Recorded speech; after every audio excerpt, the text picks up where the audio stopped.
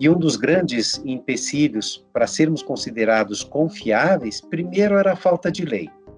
Agora nós já temos a Lei Geral de Proteção de Dados. Não temos ainda na área da segurança pública e na área da investigação criminal, e é esse o anteprojeto que teremos em discussão.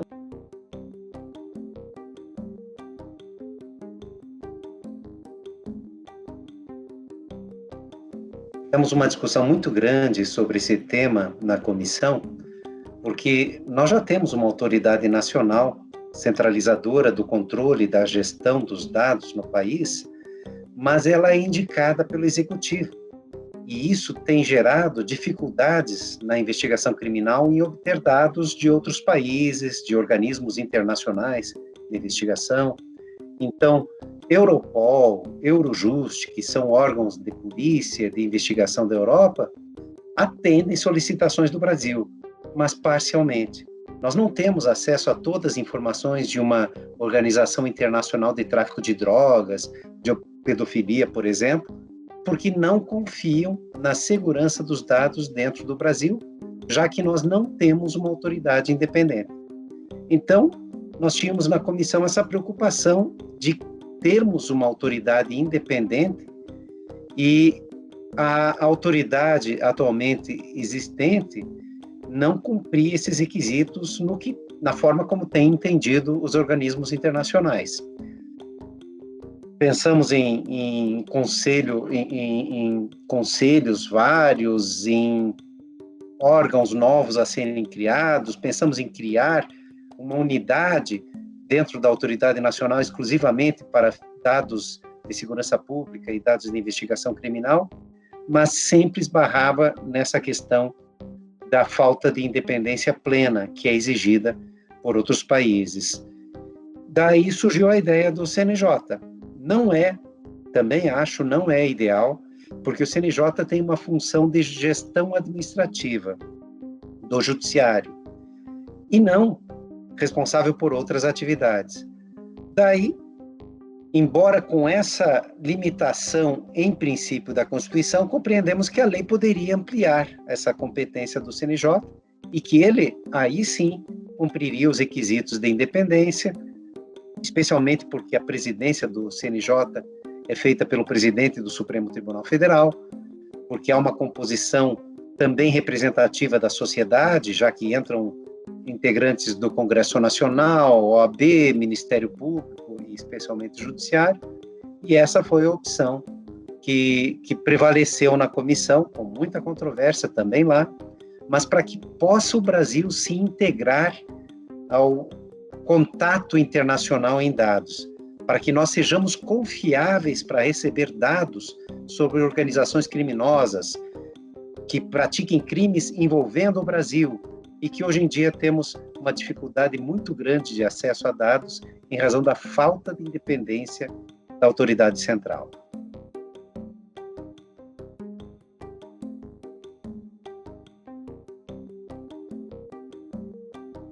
Nós temos, sempre que discutimos normas constitucionais, nós precisamos definir se o que a Constituição prevê é taxativo ou se é uma vinculação de atribuição mínima. E é essa que vai ser a discussão.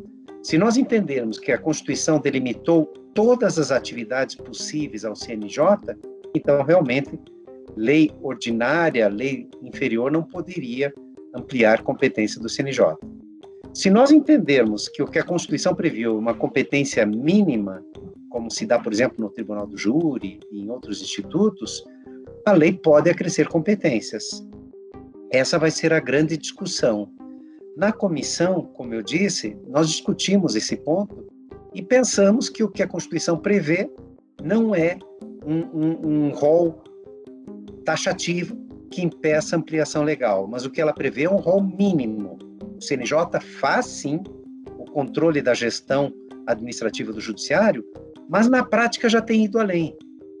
O CNJ já tem várias comissões que acabam se integrando com o executivo em políticas de proteção à mulher, a discriminação, a implantação de uma maior conscientização dos direitos dos cidadãos, enfim.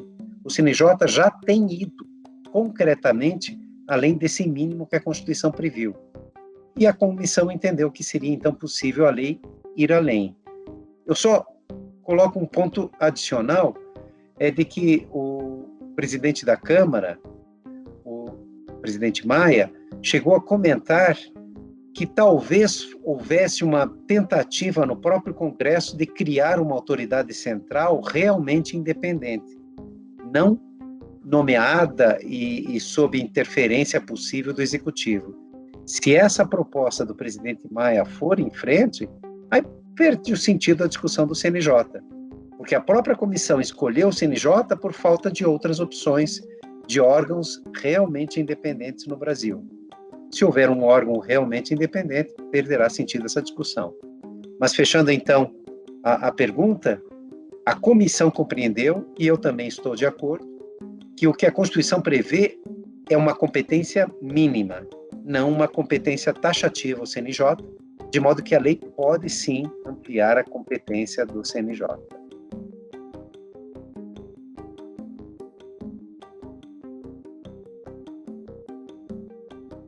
É uma dificuldade que aconteceria em qualquer órgão central.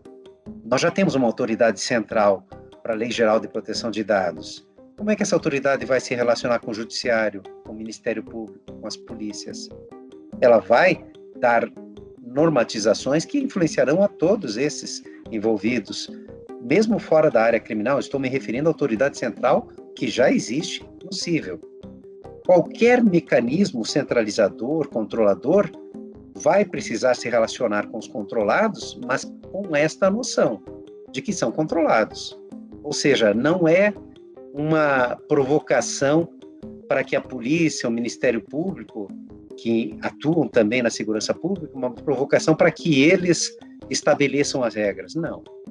Serão ouvidos, participarão, mas quem fará a determinação das normas de controle será o CNJ, na proposta da comissão, ou será uma autoridade central independente, se isso houver, mediante alteração pelo Congresso Nacional. Mas é importante fixar isso, porque volta e meia nós vemos uma preocupação como se fosse necessário que a polícia, o Ministério Público ou juízes concordassem. Não, nenhum desses órgãos individualmente ou coletivamente vão ser os gestores do tratamento. Será uma autoridade central, seja ela o CNJ, seja ela uma autoridade nova criada para esse fim, ela vai se relacionar, mas será ela a definidora das normas. Então, polícia vai ser ouvida para definir como deve acontecer o controle de dados na investigação, o Ministério Público vai ser ouvido no controle de dados da ação penal, os juízes do Brasil, que também não estão no CNJ, serão ouvidos sobre esse controle de dados em processos judiciais? Sim, serão todos ouvidos. Mas quem definirá as normas sempre será a autoridade central, que na proposta é o CNJ.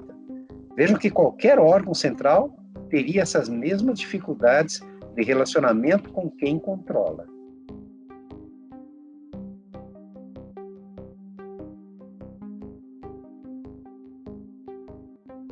Há 2 anos estive em Haia e tive um contato mais próximo com a Interpol, com a Europol, com a Eurojust. E da América Latina, apenas a Colômbia tem um grau mínimo de oitiva nesses organismos, da Europol e da Eurojust. Somente a Colômbia. O Brasil recebe dados de forma mais limitada, casuisticamente e com controle maior, porque nós não temos, como disse ao início, uma reconhecida confiabilidade na segurança desses dados que recebemos. E um dos grandes empecilhos para sermos considerados confiáveis, primeiro era a falta de lei. Agora nós já temos a Lei Geral de Proteção de Dados. Não temos ainda na área da segurança pública e na área da investigação criminal, e é esse o anteprojeto que teremos em discussão. Então ainda falta a lei, que seria um dos requisitos primeiros para a confiabilidade do tratamento de dados no Brasil. Um segundo requisito é a autoridade central independente. Então, justamente por isso surgiu toda essa discussão do CNJ, porque até hoje o Brasil, nestes órgãos internacionais de investigação e de assessoramento para informações de gestão da segurança pública, até hoje o Brasil é considerado um país sem confiança maior, apta a gerar o recebimento de maior número de dados. Isso nos prejudica porque não sabemos maiores detalhes de todas as organizações criminosas internacionais que atuam também no Brasil, salvo quando precisa algum país da Europa ou dos Estados Unidos de um intercâmbio maior, aí nessa operação específica se dá um acesso. Mas nós não temos no dia a dia essas informações de modo maior, mais pleno, e isso tem nos prejudicado. Precisamos de lei e precisamos de uma autoridade central independente.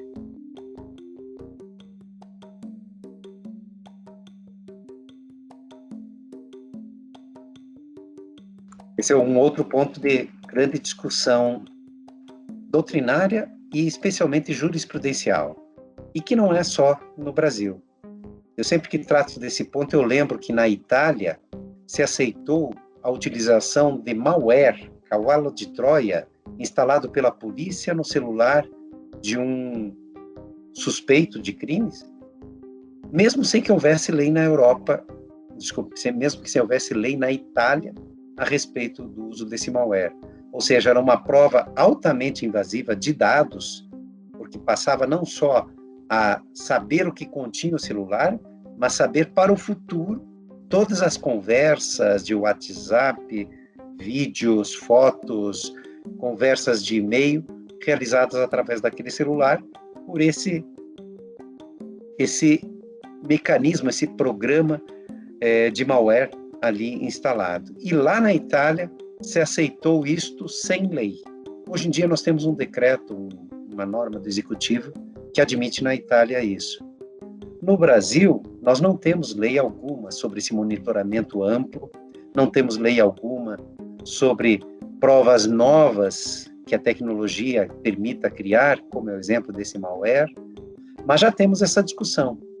Eu lembro até da minha turma, da 6ª turma do STJ, um julgamento em que a ministra Laurita Vaz, como relatora, trouxe a discussão do WhatsApp Web. A polícia fez a sincronização do celular de uma pessoa que estava presa com o notebook, com o computador da delegacia, através do programa WhatsApp Web, e passou a acompanhar as comunicações por algum período dessa pessoa que veio a ser solta. E a minha turma entendeu que isto era uma prova ilícita, seja porque não prevista pela lei, que é a preocupação que vocês trazem nessa pergunta, seja porque nós não tínhamos como confiar nessa prova, já que pelo WhatsApp Web não é possível saber se quem manda a mensagem é o celular ou é o computador que está sincronizado.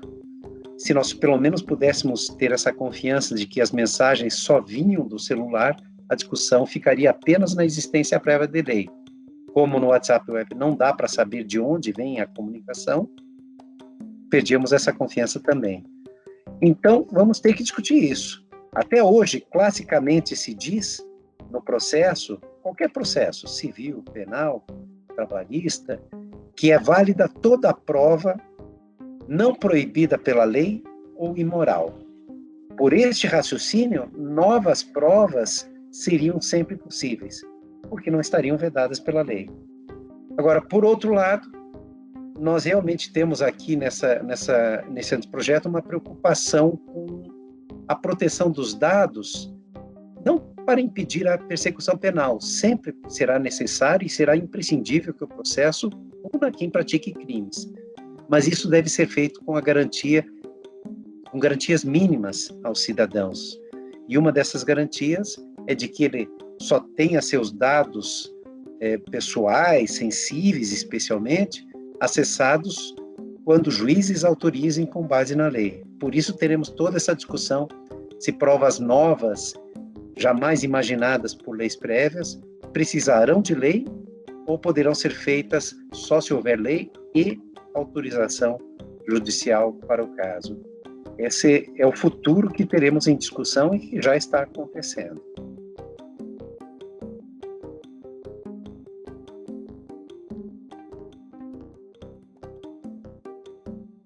Isso nós já tivemos, além desse caso que eu comentei, que houve anulação, mas por uma situação de falta de confiabilidade na prova, nós tivemos, por exemplo, a situação da Marielle Franco, em que o Google foi, por ordem judicial, obrigado a fornecer quem possuía celular na região específica que interessava para a investigação de onde aconteceu o assassinato.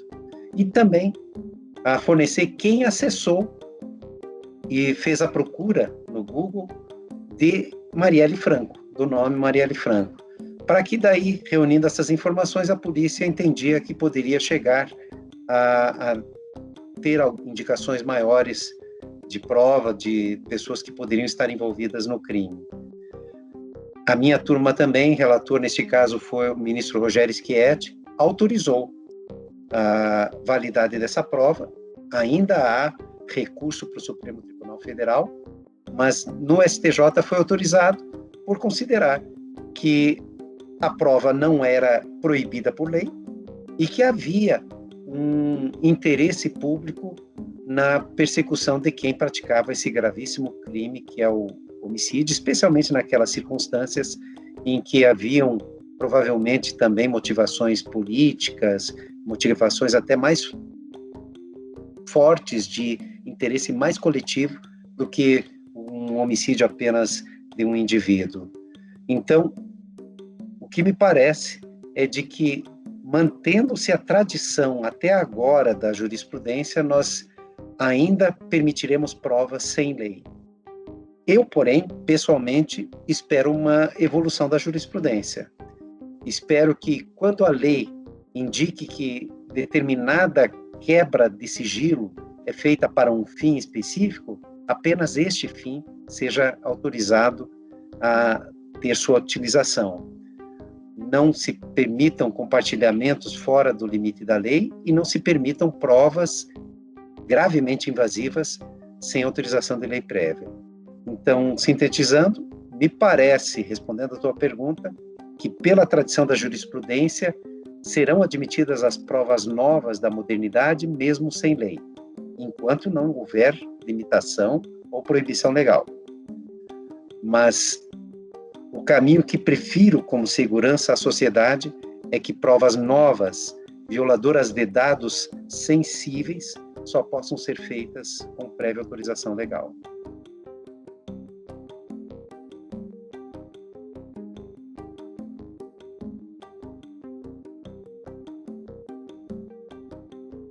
A comissão pretendeu estabelecer justamente esse equilíbrio ao não impedir, de forma alguma, provas novas, provas invasivas de dados. Ela simplesmente estabeleceu condições para que se façam uso dessas provas e se acessem os dados. As condições seriam autorização da lei, autorização judicial. Para danos maiores, ela previu a existência de um relatório de impacto desses danos possíveis a ser examinado pela autoridade central. Ou seja, continua sendo possível plenamente perseguir qualquer crime, mas se estabeleceu condições, se estabeleceu como fazer essa persecução de crimes.